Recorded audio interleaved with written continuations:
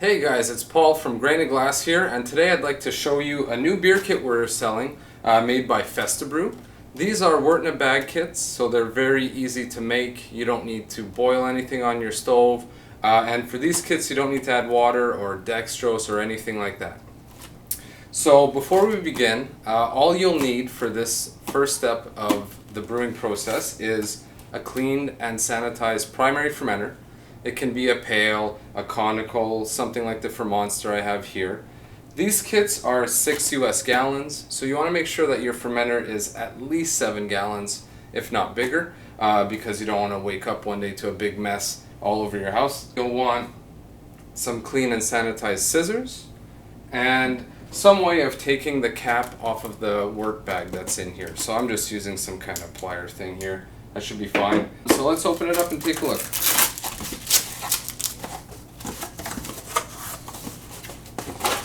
So as you can see, there's your bag of wort with that cap I was talking about. We actually sell a tool for removing these. This is the same cap that's on a wine kit. And the tool that we sell makes it as easy as just prying off a bottle cap from your beer bottle. Before we pour the bag of wort into our fermenter, I recommend putting a towel down. These are one of my brewing towels, so my wife won't get mad if I get beer all over it. Alright.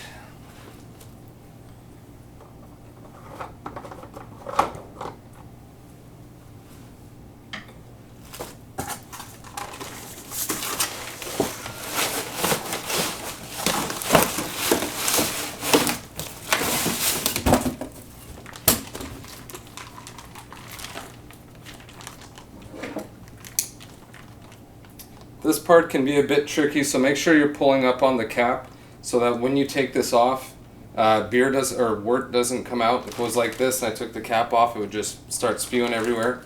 So make sure you're pulling that up.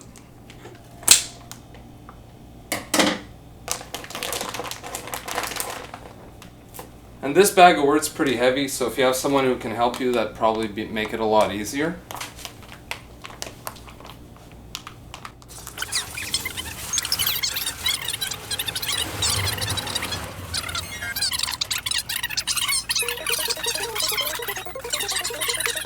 Let that simmer down for a second.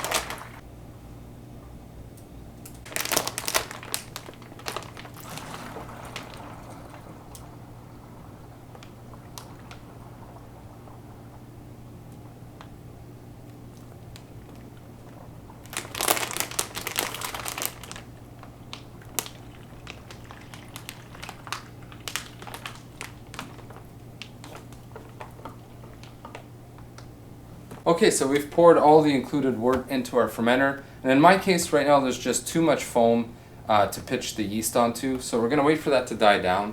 And I figured I'd just go through the instructions and kind of simplify them to how I'm going to make this beer kit.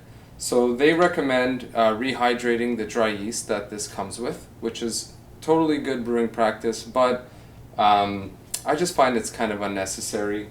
They ship with fermentus yeast, which I've always just sprinkled in on top of the wort without doing that and have had no adverse effects.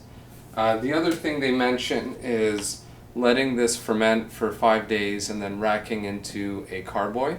Again, if you want to do that, that's totally fine, but from my experience, you can just leave the beer in your primary fermenter for 2 to 3 weeks before transferring it into your bottles or kegs. They also recommend fermenting your beer between 17 and 25 Celsius, which is a pretty good temperature range, but from my experience, you'd want to be more around the 17 to kind of 20 Celsius tops. Keep in mind that if your room is around 18 Celsius, when the beer is fermenting, it's also going to generate heat and kick it up another 2 to 3 degrees Celsius. So keep that in mind when you're choosing the location for fermenting your beer. Okay, so the foam is subsided enough that I think I can add the yeast now. So make sure that your scissors are clean and sanitized. I also have a piece of paper towel that I've soaked in Star San. We're just going to clean up the yeast pack a little bit with that too. Make sure your hands are clean, obviously. Then just cut off the top.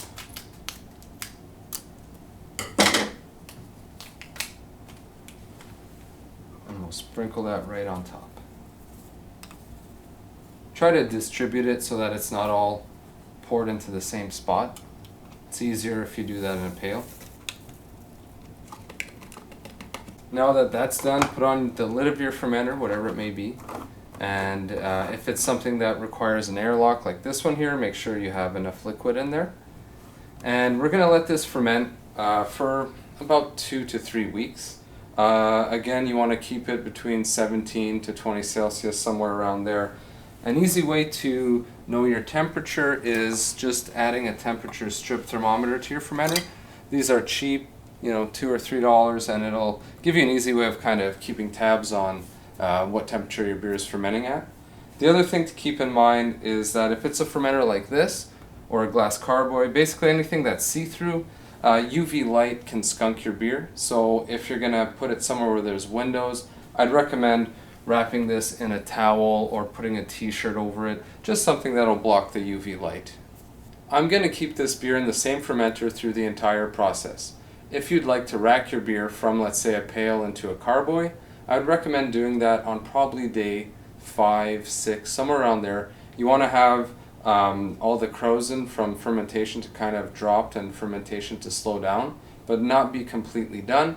And then sanitize and clean a carboy, your racking tube or auto siphon, and then siphon that into a clean and sanitized carboy. Make sure that when you do that, it doesn't splash around. Oxidation can kind of ruin your beer at that point, so just keep that in mind. So as you can see, making a Festa Brew beer kit is quite simple. If you're new to the hobby, I'd highly recommend trying out one of their kits. They have many varieties available. Off the top of my head, they have West Coast IPA, which we just made, double oatmeal stout, a blonde lager, a red ale, a pale ale, a wheat beer, among others. So I'm sure there's something for everybody. This is Paul from Grain of Glass. Thank you for watching the video, and please subscribe to our channel if you want more tips and information on homebrewing beer and wine at home.